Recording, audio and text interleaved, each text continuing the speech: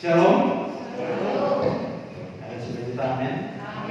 Mari kita siapkan hati kita berkata kita pagi hari ini. Jangan jawab putus yang menuju setiap Tuhan. Ambil waktu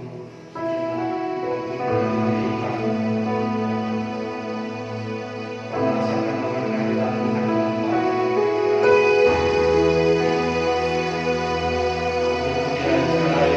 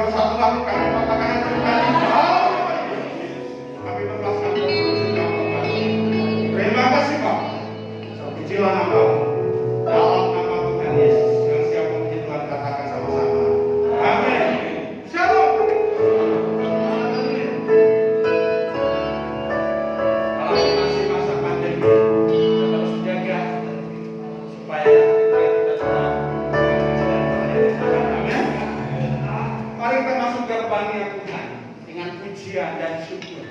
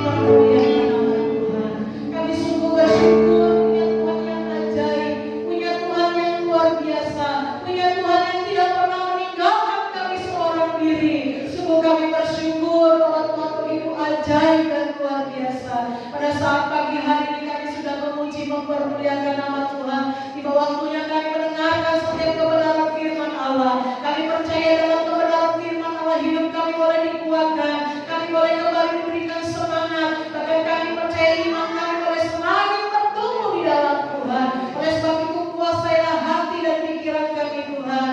Bahkan kami tidak izinkan satu kuasa pun di luar daripada Tuhan yang hendak mengganggu setiap konsentrasi ibadah kami. Kami bersatu hati, kami tolong, kami patahkan dalam nama Yesus dan roh Tuhan yang memberkati kami pada saat pagi hari ini. Terima kasih Tuhan, terima kasih. Kami siap dan kami akan duduk diam untuk mendengarkan setiap kebenaran firman Tuhan. Dalam nama Yesus kami berdoa. Haleluya. Amin. Puji Tuhan. Shalom Bapak Ibu Saudara. Apa kabarnya? Luar biasa ya. Puji Tuhan. Tuhan sudah luar biasa. Saya melihat antusias jemaat untuk beribadah datang sungguh sangat luar biasa. Saya percaya itu semua karena pekerjaan Tuhan yang bekerja atas hidup kita. Baik, kita sama-sama membuka Alkitab kita di dalam kitab Kisah Para Rasul pasal yang pertama ayat yang ke-8. Ayat yang sudah tidak asing lagi karena setiap kali dalam ibadah kenaikan bahkan pada hari-hari Pentakosta ayat ini akan dibawakan bagi kita sekalian, dan saya rindu membawakannya bagi kita sekalian pagi hari ini. Puji Tuhan. Kitab 1 Kisah Para Rasul pasal yang pertama ayat yang ke-8. 1, 2, 3. Tetapi kamu akan menerima kuasa kalau Roh Kudus turun ke atas kamu, dan kamu akan menjadi saksiku di Yerusalem dan di seluruh Yudea dan Samaria dan sampai ke ujung bumi. Puji Tuhan. Bapak Ibu Saudara dikasih oleh Tuhan, ada sebuah janji. Dalam ayat yang ke-8 kalau kita membaca, ini adalah perkataan terakhir sebelum Yesus naik dan terangkat ke sorga.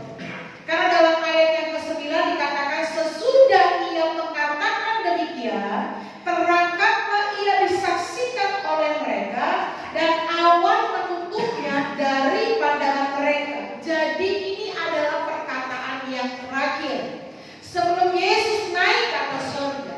Perkataannya adalah kamu akan menerima kuasa kalau Roh Kudus turun ke atas kamu, dan kamu akan menjadi saksiku di Yerusalem dan di seluruh Yudea dan Samaria dan sampai ke ujung bumi. Untuk menerima sebuah janji, kadang-kadang ada kalanya ini adalah karena pada waktu itu para murid tidak mengetahui seperti apa. Tetapi ada sebuah janji Tuhan dikatakan bahwa mereka akan menerima sebuah kuasa. Mereka akan menerima sesuatu yang dahsyat yang akan Tuhan kerjakan ketika Roh Kudus itu turun dalam hidup mereka. Dan saya melihat dalam perjalanan Alkitab mencatat dalam perjalanan mereka para rasul, para murid dalam ayat ke-10, 11, 12, 13 sampai ke selanjutnya sampai pada pasal yang kedua di mana hari Pentakosta itu terjadi, mereka menantikan sebuah janji Tuhan. Dan kalau dalam ayat yang kedua akhirnya mereka menerima sebuah janji Tuhan pada hari Pentakosta, mereka menerima kuasa. Kenapa? Oleh karena Roh Kudus itu turun atas hidup mereka.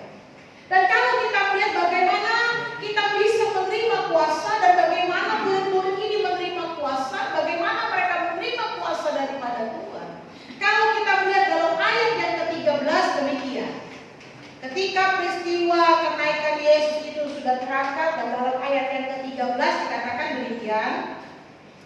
Setelah mereka tiba di kota, naiklah mereka ke ruang atas tempat mereka menumpang.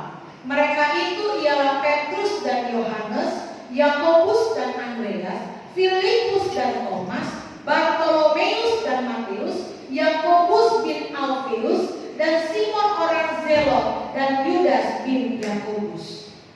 Dalam apa? Dalam mereka menerima setiap janji Tuhan. Untuk mereka dapat menerima setiap kuasa dan janji Tuhan, dalam ayat yang ke-13 dikatakan mereka tiba di kota dan mereka naik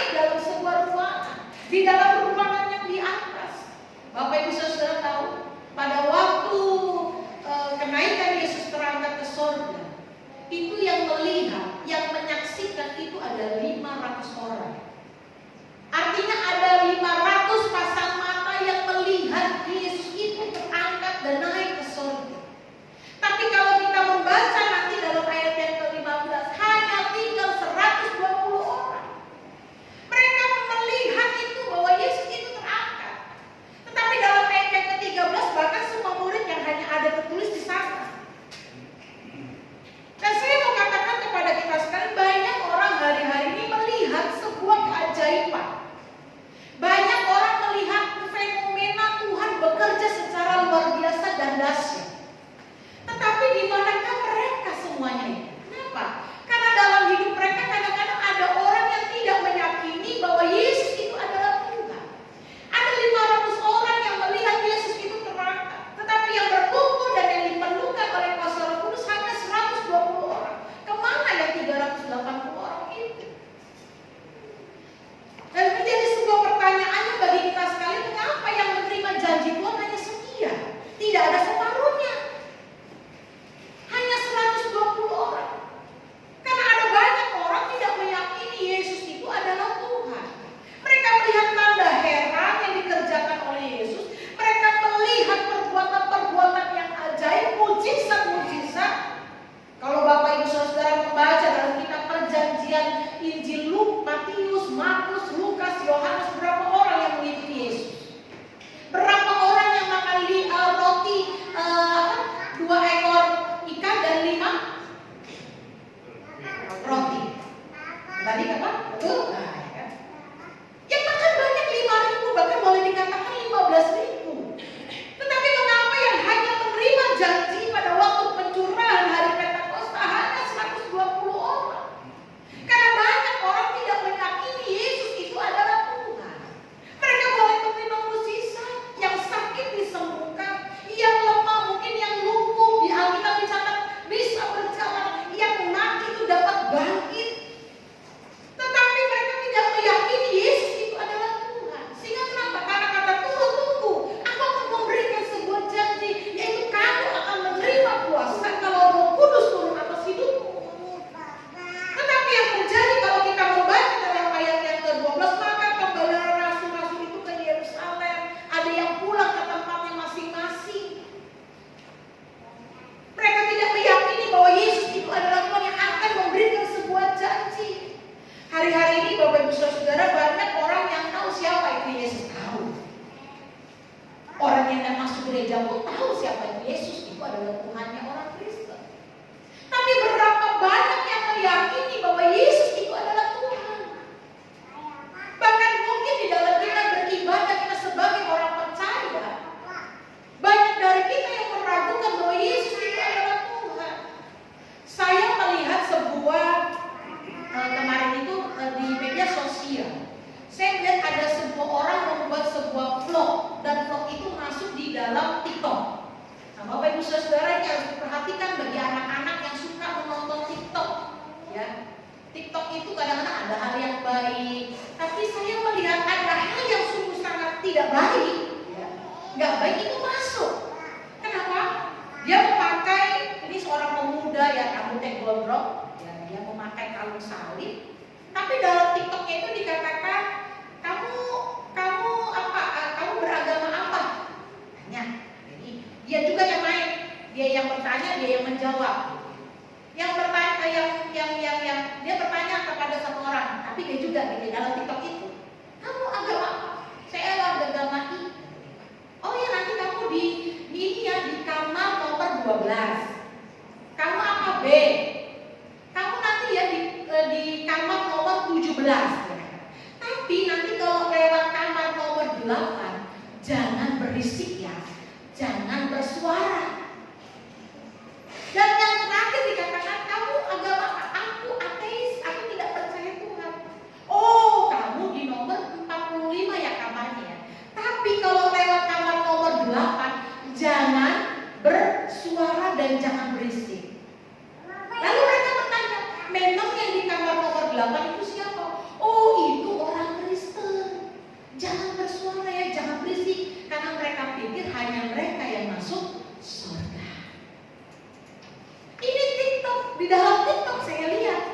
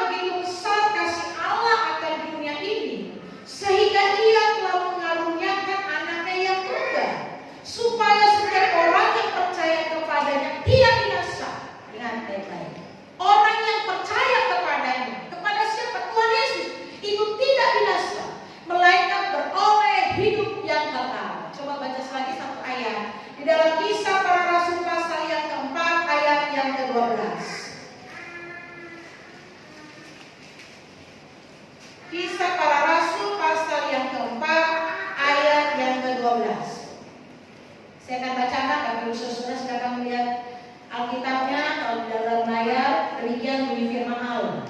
Dan keselamatan tidak ada di dalam siapapun juga selain di dalam Dia. Dalam siapa? Yesus Kristus.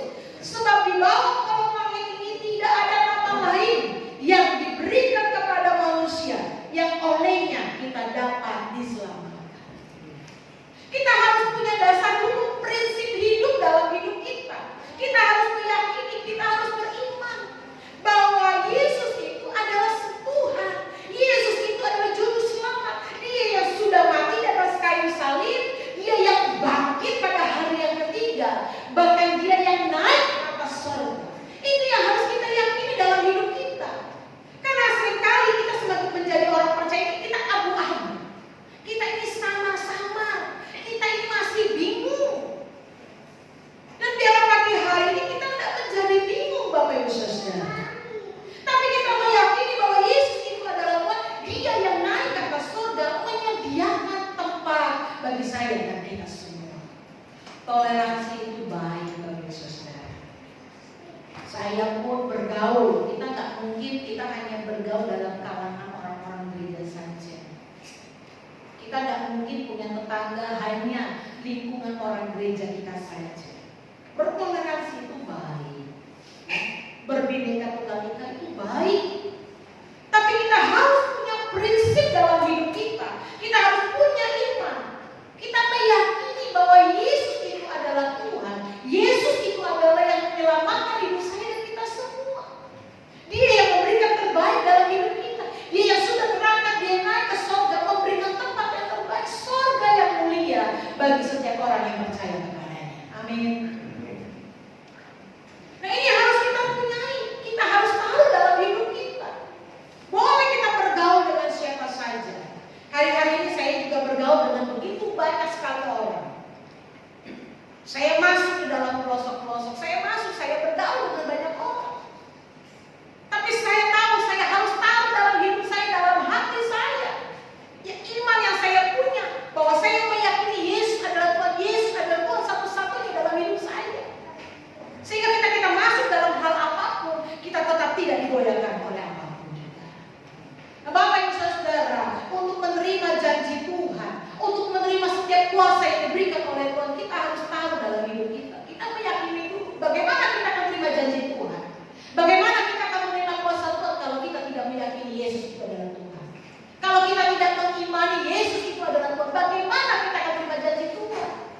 Bagaimana kita akan menerima kuasa Allah? Dan ini harus kita tahu. Memperingati hari kenaikan Tuhan Yesus, bahkan dalam minggu-minggu ini adalah minggu-minggu Pentakosta, di mana Roh Kudus itu dicurahkan. Janji itu diberikan. Tapi saya percaya bukan hanya minggu ini saja, tapi setiap hari, setiap minggu, setiap bulan, setiap tahun, setiap saat, setiap detik, Roh Kudus itu akan dicurahkan dalam hidup kita.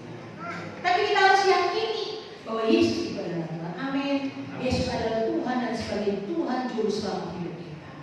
Dalam hal yang kedua, untuk kita menerima setiap janji Allah yang Tuhan akan berikan dalam hidup kita, dalam ayat yang ke-14. Kisah Para Rasul pasal yang ke-1 ayat yang ke-14. Demikian bunyi firman Allah, saya akan bacakan bagi kita semua.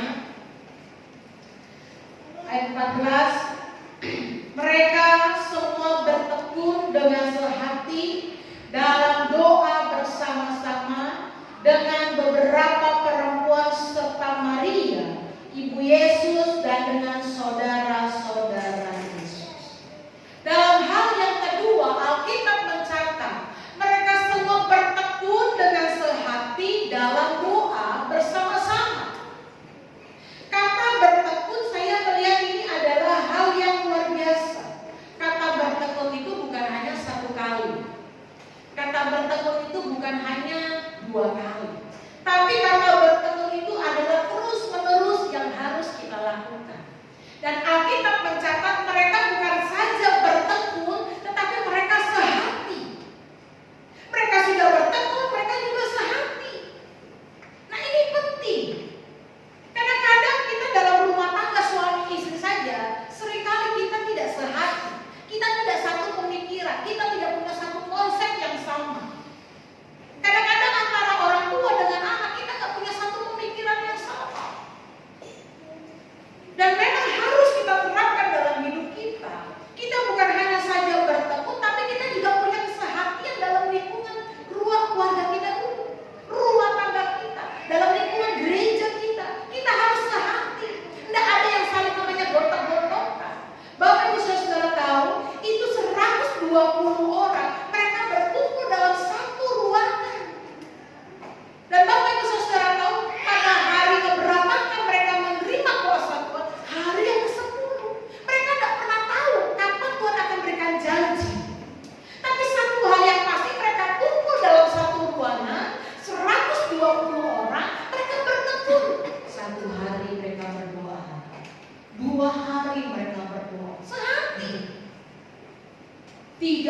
hari berdoa. Mereka sehati.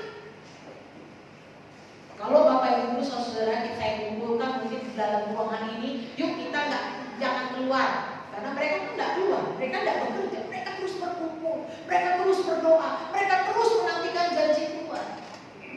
Mungkin ada mulai dari kita yang rebutan toilet, ya kan? Mungkin ada dari kita rebutan mau tempat yang paling dingin. Mungkin ada antara kita mulai rebutan yang nggak mau kena AC.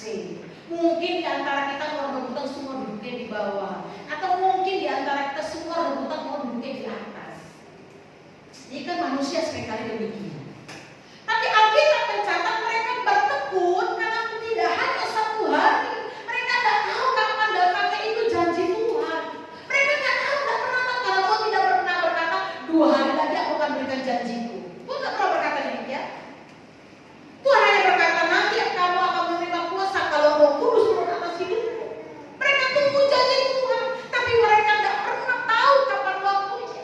Tapi mereka berkumpul menjadi satu, mereka bertekun menantikan janji Tuhan, dan mereka sehati dalam doa. Menantikan dalam doa. Saya ingat ada satu peristiwa dalam kitab itu, Keluaran pasal yang ke-17 ayat yang ke-11, tolong multimedia. Keluaran pasal yang ke-17 ayat yang ke-11. Ya, Bapak Ibu Saudara silakan melihat, saya akan membacakannya demikian. Boleh dicatat, nanti baca lagi di rumah. Demikian. Dan terjadilah apabila Musa mengangkat tangannya, lebih kuatlah Israel, tetapi apabila ia menurunkan tangannya, lebih kuatlah Amalek. Kata sehati saya mengambil dalam Keluaran pasal 17 ayat yang ke-11 demikian. Bapak Ibu Saudara, pada waktu itu Tuhan hendak menyerahkan bangsa Amalek kepada bangsa Israel. Ini bangsa yang besar, bangsa yang hebat, bangsa yang besar, bangsa yang hebat, bangsa yang luar biasa. Dan Tuhan suruh bangsa Israel untuk berperang melawan bangsa Amalek. Dan yang terjadi pada waktu itu adalah Yosua yang masih muda, menjadi yang tadinya hamba daripada Musa, dia yang Musa suruh maju untuk berperang. Yosua bersama dengan pahlawan-pahlawan Israel untuk maju berperang. Dan Bapak Ibu Saudara tahu, ketika Yosua berperang, Musa itu berdoa kepada Tuhan. Sehati ya, berdoa. Kalau Musa itu angkat tangan, maka kuat bangsa Israel menang berperang. Tetapi kalau Musa sudah capek, dia turunkan tangannya, itu bangsa Amalek yang menang. Nah, Bapak Ibu Saudara dikasih oleh Tuhan, itu ketika Musa sudah mulai menang, dia turunkan tangannya. Wah, dilihat itu bangsa Israel kalah. Turun tangannya. Lalu apa yang terjadi? Itu Harun bersama dengan orang-orang angkat tangan. Saling kerjasama. Karena ada kesehatian. Dan Tuhan berikan janjinya kepada bangsa Yosua, kepada Musa, kepada bangsa Israel pada waktu itu. Nah, Bapak Ibu Saudara, kita perlu untuk kesehatan itu ada. Kita perlu bersehati. Saling bersama-sama menguatkan, suami istri berdoa bersama-sama. Kita tekun, hari ini Tuhan belum jawab, ayo doa lagi. Hari ini Tuhan belum jawab, ayo doa lagi. Ada Bapak Ibu Saudara sedang mendoakan sesuatu, tapi baru 1 hari kita sudah putus asa, Tuhan belum jawab. 2 hari Tuhan belum jawab, kita sudah menjadi orang yang putus asa. 3 hari mungkin. Saya pernah berdoa untuk sesuatu hal bertahun-tahun lama. Terus itu didoakan, terus itu dinaikkan. Setiap saya baru saya naikkan. Dan itu bertahun-tahun Bapak Ibu Saudara, baru Tuhan menjawab. Tapi kita perlu ketekunan untuk mendoakan itu. Kita perlu juga kesehatian. Suami, istri, anak-anak, kita perlu sehati. Sehingga patutlah dan benarlah kalau Bapak Ibu Saudara membuat sebuah mesbah keluarga. Entah itu Bapak Ibu Saudara mau bikin di pagi hari, entah itu mau bikin mungkin mungkin di siang hari, atau mungkin mau berkumpul bersama-sama, mungkin bisa di malam hari. Ayo. Tapi baiklah bikin itu sebuah mesbah keluarga, bertekun sehati dalam doa. Karena saya percaya dalam doa itu akan terjadi hal-hal yang dahsyat, hal-hal yang luar biasa. Dan ketika kita berdoa itu kita terhubung dengan Tuhan. Dan Bapak Ibu Saudara tahu, ketika kita terhubung dengan Tuhan, itu akan memantapkan iman kita, itu akan menguatkan hidup kita. Kita akan dikuatkan, kita akan dimantapkan iman kita. Oleh karena apa? Oleh karena kekuatan doa. Dan saya percaya ketika kita berdoa kepada Tuhan, maka kuasa Allah itu akan dicurahkan dalam hidup kita. Saya ingat, kalau tanggal nanti 25 Mei adalah tahun yang keempat, di mana Bapak Gembala pada waktu khotbah 25 Mei 2017 itu jatuh pada waktu khotbah. Jatuh. Dan memang pada waktu itu saya percaya itu semua oleh karena Tuhan. Tuhan masih kasih kesempatan betul. Karena memang saya sudah diberikan satu tanda. Anak saya pun sudah diberikan satu tanda. Tapi pada waktu itu kejadian, pada waktu itu terjadi, saya dalam mobil berdoa itu saya ingat ada beberapa bapak-bapak yang dalam mobil bapak, ada satu bapak yang berkata, ada Pak Guntur, Pak Silalagi, ada Bapak Chandra yang Pak Zekianto yang membawa mobil, dan saya di depan bapak-bapak itu sudah hiburan, keluar darah dalam mulutnya itu, udah ngorok. Saya waktu dimasukkan dalam mobil saya sudah berdoa, saya minta ampun Tuhan, tolong Tuhan bela dalam nama Yesus, pada kesalahan Tuhan ampuni Tuhan, tolong kasih buat kesempatan untuk melayanimu. Pada waktu sampai di daerah Giant, saya ingat Bapak Silalagi bilang, Ibu Gembala berdoa kembali. Kenapa? Karena dia rasa Bapak Gembala sudah hilang nafas. Saya tetap berdoa, Pak Zekianto sudah ngebut, ya, sudah ngebut bawaannya, klakson sama si ngebut.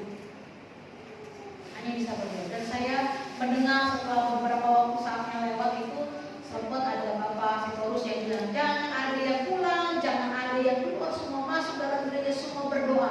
Tunggu sampai ada berita yang baik, baru selesai berdoa. Dan saya tahu jemaat itu berdoa bagi Bapak Gembala. Dan saya tahu betapa dahsyatnya kekuatan doa itu. Waktu saya tanya kepada Dokter Sari Asih, apa ini Pak Dokter? Serangan stroke. Tapi saya bilang itu adalah pekerjaan Tuhan yang dahsyat yang menolong. Saya tahu itu oleh karena kekuatan doa. Hari-hari ini orang merasa sudah nyaman. Hari-hari ini orang merasa di tingkat kenyamanan semuanya nyaman. Saya tidak bilang kaya atau miskin, karena relatif kaya dan miskin itu berbeda-beda menurut pandangan orang. Tetapi ketika kita sudah di posisi nyaman, kita sudah di posisi enak, kita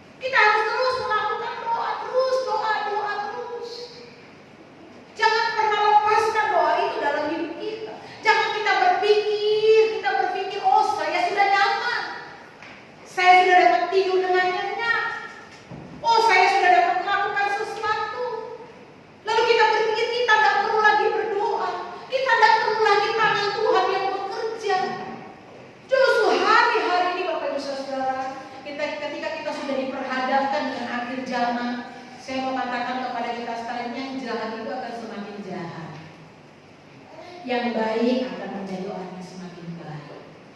Itu akan ada pemisahan antara kambing dan domba.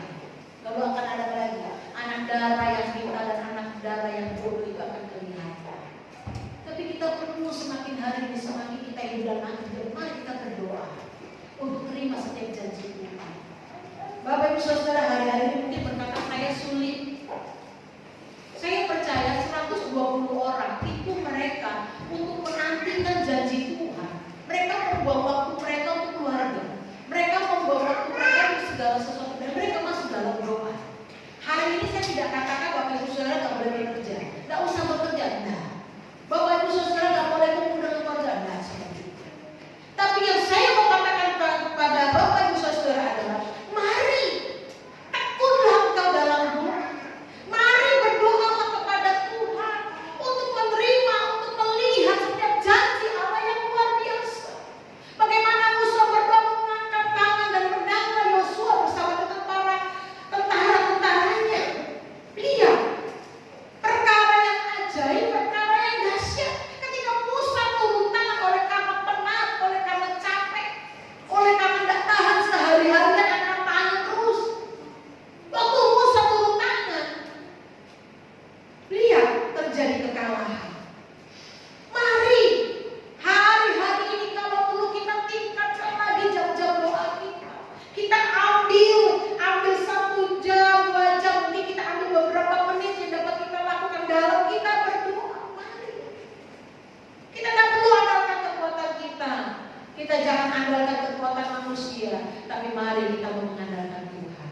Dalam doa yang kita naikkan kepada Tuhan, saya percaya pada waktu kita berdoa, kuasa Tuhan akan terjadi atas hidup kita. Di Cina, Republik Cina itu banyak sekali orang-orang yang percaya sekarang kepada Tuhan Yesus Kristus. Saya ingat sekali beberapa tahun, bahkan 2 tahun yang lalu, teman saya, karena suaminya kerja di Exxon ya, dia di Cina, dia bawa Alkitab. Waktu masuk di bandara Cina, Alkitab dikeluarkan, tidak boleh, tidak bisa. Misionaris tidak boleh bawa Alkitab. Orang Kristen mau masuk ke Cina zaman dahulu tidak boleh bawa Alkitab, karena mereka negara komunis. Dan tahu saudara, kalaupun ada yang bisa terlepas, itu Alkitab bisa masuk. Itu mereka robek satu-satu, seluruh jemaat itu ibadahnya di dalam tanah. Di dalam tanah, mereka bikin itu galian lubang tanah di dalam dan mereka beribadah sana. Kenapa? Karena kalau ketahuan kepada pemerintah hukumannya adalah mati. Mereka berkhotbah, mereka ini hafal Alkitab ini, mereka hafal ayatnya di mana, ini di mana, itu di mana, semua hafal. Jadi masing-masing membaca Kisah Para Rasul pasal 1, mereka yang baca 1, 2, 3 ayatnya. Yang ini Kisah Para Rasul pasal 2, mereka hafal sekali. Dan Bapak Ibu Saudara, hari-hari mereka berdoa terus. Kalau di Korea itu kalau berdoa itu bisa 12 jam. Doa saja, doa itu dari duduk, berdiri, putar-putar dalam 12 jam berdoa. Kegerakan terjadi besar-besaran. Dan di Cina hari-hari ini banyak sekali, banyak orang-orang diselamatkan dan dimenangkan menjadi orang-orang percaya. Kenapa? Karena mereka bertekun, mereka berdoa kepada Tuhan. Ada perkara dahsyat yang ajaib. Sehingga kalau ada yang sakit, itu encik-encik nenek-nenek, bukan pendeta, bukan penginjil, bukan pastor, tapi encik-encik yang mendoakan berkata dalam nama Yesus. Bapak Ibu Saudara, kuasa Tuhan itu diberikan bukan hanya kepada hamba Tuhan. Kuasa Tuhan itu tidak hanya diberikan bagi pelayan-pelayan, tapi kuasa Tuhan itu akan diberikan bagi kita yang percaya kepada Tuhan. Bagi kita yang mengimani bahwa Yesus adalah Tuhan. Bagi mereka yang sungguh-sungguh di dalam Tuhan. Kuasa Tuhan itu akan diberikan dalam hidup kita. Saya percaya, saya selalu mengajarkan jangan pernah malu, jangan pernah sungkan kalau ada orang minta doa, mari doakan. Jujur saja, keluarga ke Bapak Abek itu, pada waktu kami pergi belanja di Mangga 2 Natalan, itu kami bertemu di rel kereta, di kereta. Setelah itu, waktu itu Bu Martin bersama Pak Abek yang saling menginjili, menceritakan tentang firman Allah. Waktu saya turun, Ibu Martin sempat bilang begini, Ibu Pendeta, Bapak itu minta didoakan. Saya sudah jalan jauh, karena rebutan jalan di stasiun kereta. Saya balik lagi, Saya tanya, Bapak mau doakan dia? Saya berdoa. Jangan pernah ragu, jangan pernah sungkan kalau ada orang yang minta didoakan, mari doakan.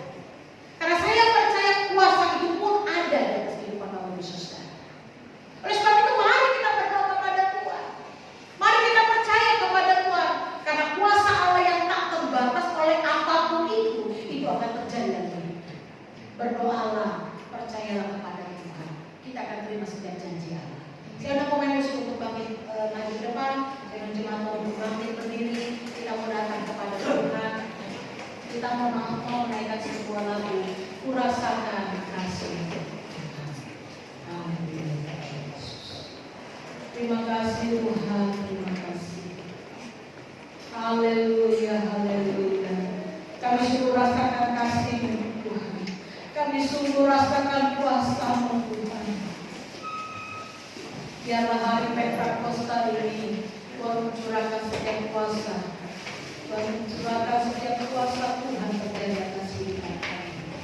Haleluya, haleluya, haleluya. Datanglah kepada Tuhan pagi hari ini. Saya percaya pagi hari ini kuasa Tuhan akan dicurahkan dalam hidup kita semuanya. Dalam minggu Pentakosta ini, kuasanya akan dicurahkan dalam hidup kita semuanya. Terimalah janji Tuhan yang besar. Terimalah janji Tuhan yang ajaib. Tetaplah percaya kepada Tuhan bahwa Dia adalah Yesus dan Tuhan dan Juru Selamat dalam hidup kita. Dia adalah Raja. Dia adalah Tuhan. Dia adalah Allah yang berkuasa atas hidup kita. Haleluya Tuhan. Haleluya Yesus. Haleluya. Haleluya. Haleluya Tuhan. Haleluya. Amin Yesus. Rasakan kasih-Mu Tuhan. Rasakan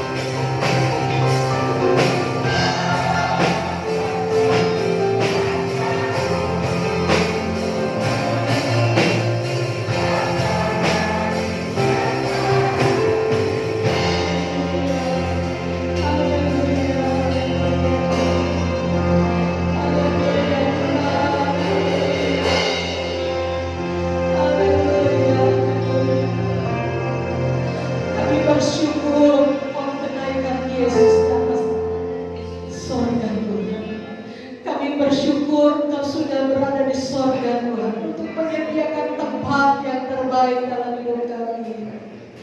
Kami bersyukur Tuhan memberikan janji-Mu atas hidup kami, Tuhan. Sehingga pagi hari ini kami percaya Tuhan, kami menerima kuasa, kami menerima janji Tuhan atas kehidupan kami. Sehingga pagi hari ini kami menjadi kuat, kami dikuatkan oleh setiap kebenaran firman Allah. Kami tidak takut menghadapi apapun, tantangan, setiap persoalan, setiap kesulitan-kesulitan yang ada. Kami akan dikuatkan oleh karena Roh Kudus ada dalam hidup kami. Oleh sebab itu pagi hari ini kami yang datang, kami membawa segala beban, kami membawa segala permasalahan tantangan kehidupan, bahkan setiap kelemahan-kelemahan tubuh. Kami percaya Tuhan sudah jamah di dalam nama Yesus. Yang sakit Tuhan sembuhkan, yang lemah Tuhan kuatkan, yang susah memberikan penghiburan. Bahkan kami yang membutuhkan jawaban, Tuhan yang menjawab, Tuhan yang mendengar setiap doa yang kami berikan kepadamu.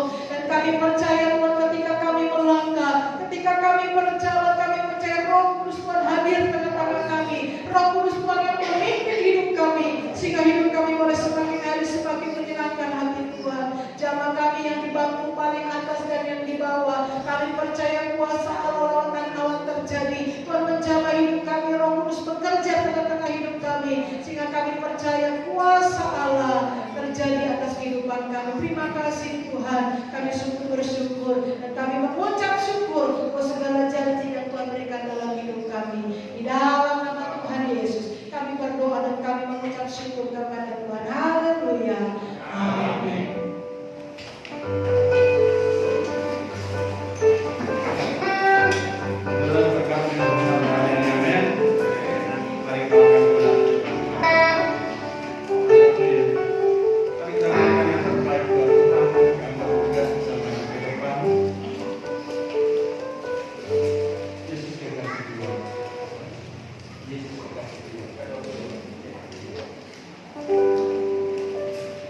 Mari kita berdoa. Segala pujian dan syukur hanya bagi-Mu Tuhan. Terima kasih sebentar kami yang terbaik. Dan Bapak mengangkat setiap angin yang mereka berikan, kami bisa masuk, kami berjalan bersama. Terima kasih Bapak, berjalan dalam nama Tuhan Yesus berdoa. Amin.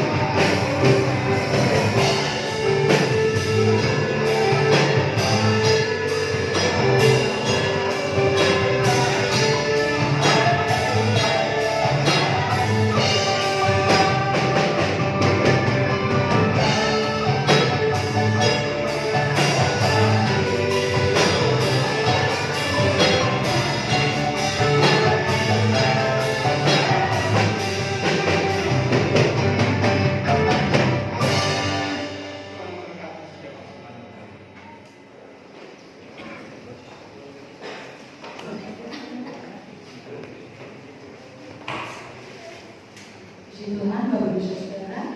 Bapak Gembala tidak bersama-sama dengan kita karena beliau hari ini adalah pelayanan di dunia di daerah Perumnas. Ya. Jadi sampai siang tidak ada tempat ini. Kita doakan supaya kuasa Tuhan juga bekerja di sana. Tuhan, saya ucapkan selamat ulang tahun kepada Ibu Kristiana pada tanggal 10 Mei, Bapak Desi Torus pada tanggal 14 Mei, Bapak Kelvin 14 Mei, anak Yesriel Buta-Buta tanggal 15 Mei, Ibu Sumiati Unik ini yang 16 Mei. Mungkin ada yang bingung yang mana ini anak Yesriel dan Ibu Sumiati Unik, dia pakai baju kotak-kotak ya, keluarga Bapak Buta-Buta.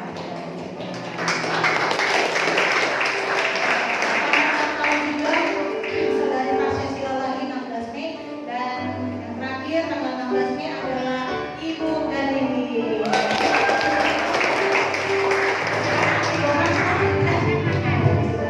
Yang umur sehat selalu ya, Tuhan Yesus memberkati.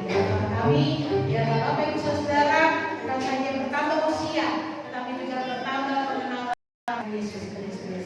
Tuhan, kita bantu doa bagi saudara-saudara kita yang tidak dapat hadir pada saat pagi hari ini, biarlah kiranya Tuhan Yesus menolong mereka semua. Tuhan, saya ulang semuanya berbangkit berdiri. Kita akan akhir dalam doa. Kami memuji kebesaran-Mu aja Tuhan.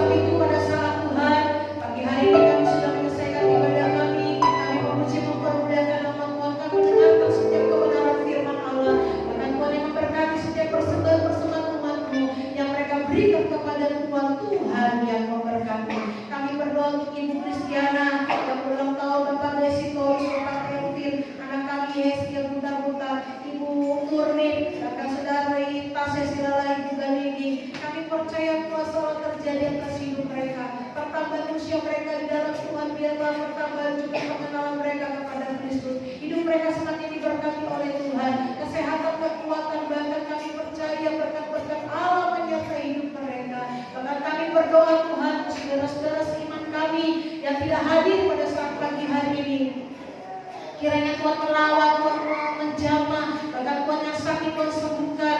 Bahkan kami percaya kuasa Allah bekerja bagi sidang jemaat Tuhan yang tidak hadir. Kami percaya, kami berdoa Tuhan untuk Bapak Novianto bersama dengan keluarga besar, bahkan keluarga besarnya yang ada di Bogor, kami serahkan ke dalam tangan Tuhan. Tuhan yang menjamah, Tuhan yang menyembuhkan mereka semua dalam nama Yesus.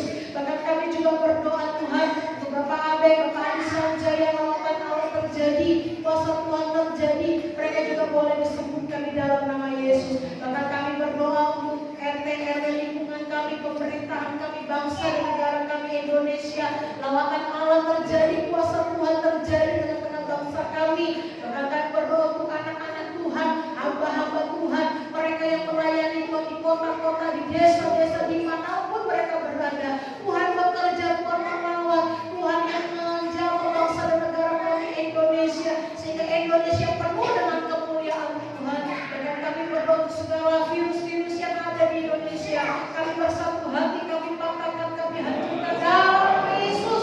Biarlah Tuhan yang menjaga kami, Tuhan yang melindungi kami, bahkan Tuhan yang memberikan kami kesehatan dan kekuatan. Bahkan Tuhan, biarlah Indonesia Tuhan jamah berikan kesehatan dan kekuatan Tuhan untuk bangsa dan negara kami. Tuhan pulihkan, Tuhan sembuhkan orang-orang yang terkena oleh virus. Bahkan Tuhan berkati medis-medis yang ada, tenaga medis Tuhan, semua Tuhan berkati, berikan mereka juga kesehatan dan kekuatan.